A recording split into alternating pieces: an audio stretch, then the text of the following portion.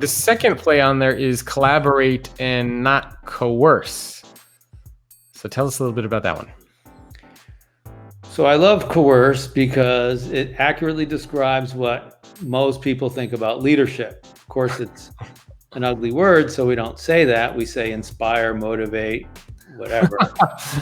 But the idea is I got to get you to do something that I decided you needed to do. And we use position, rhetoric, shouting louder, whatever it is to get you to do it. So here's an example. I had an executive team, 2 tables of 5. I gave them a quick problem. It was come up with a number. It was a number between 100 and 200. But even before I'm done, one person at the end of one table says 135. And then pretty soon that table says a 135. And then pretty soon the other table says 135. I said, did you guys collaborate? Oh, yeah. Well, guess who spoke first? It was the CEO. This is not collaboration, that's coercion. You're just getting everyone to echo back what you think. Collaboration is everybody write down what you think the number is before we contaminate you. And then having an equal share of voice, not the CEO speaking first or most. So if I had given them a written exam and said, in a decision meeting, should the CEO speak first or withhold, they would all get the thing right. But the problem is in the moment, in the behavior, in the meeting, we fall back into what we've been programmed to do, which is to drive consensus, be compelling, not curious. And the reason is because that reduces variability. As soon as I speak, the variability of thought in the group starts to shrink. In the industrial age, the teams that reduced variability fastest won because they were best at manufacturing. So I guess as a leader, you shouldn't be trying to reduce variability anymore. You should be trying to embrace. Can sometimes leaders though do the coercion, but it's unintentional? Like they don't know they're doing it. It's just that whatever they say has so much weight that people just kind of follow what they say, but they're not, the leader's not doing it on purpose. That's the poisonous thing about it, is that they don't think they're doing it. And they'll vehemently deny it, and they'll say, no, we were collaborating. But simply the fact that we discussed and then voted, the structure of the meeting results in that reduction of variability and making it harder for the outliers to speak.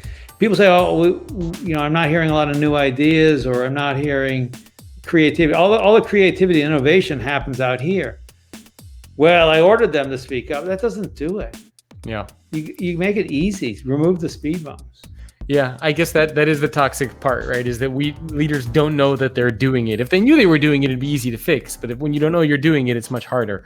Because they're programmed to run the play. Yeah. So do you have any advice or suggestions for leaders? How can you be aware of this? What do you do if you don't even know that you're doing it? Well, you have to think about it ahead of time. So you were going to go into a meeting and you have to give yourself an inoculation. So for example, there's another psychological phenomenon called escalation of commitment.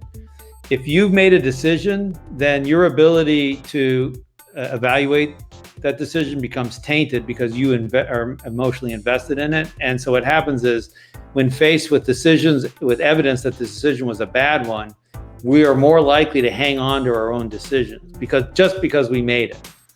So knowing, you got to think 2 or 3 steps out. So knowing that that's the case, let's say you got to make a decision about launching a product or not.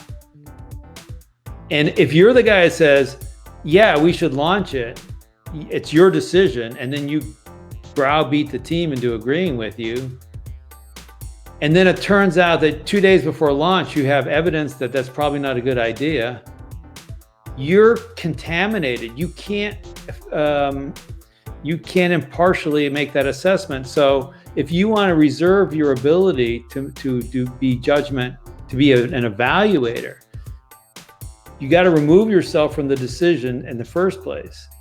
And most people, the way to think about it is, do you have a gas pedal or a brake pedal or both? You want the senior-most person in the organization to only have a brake pedal. Because that means they only need to evaluate the decisions that are coming to them. But this requires a team that is so energetic and so proactive and so forward thinking that the leader's not, oh, we need to be doing this. Oh, hey, Jacob, you're head of marketing. How about doing blah, blah, blah, blah, blah. Because now you just sucked yourself into becoming the decision maker. And then now there is no decision evaluator.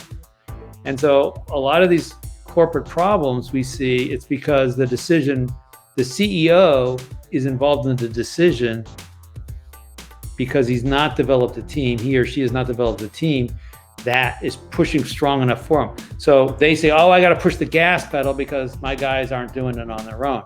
And then they blame their people. But the problem is that the organization wasn't designed that way because of this. If I keep telling you what to do, you're going to never tell me what needs to be done. I have to shut up first.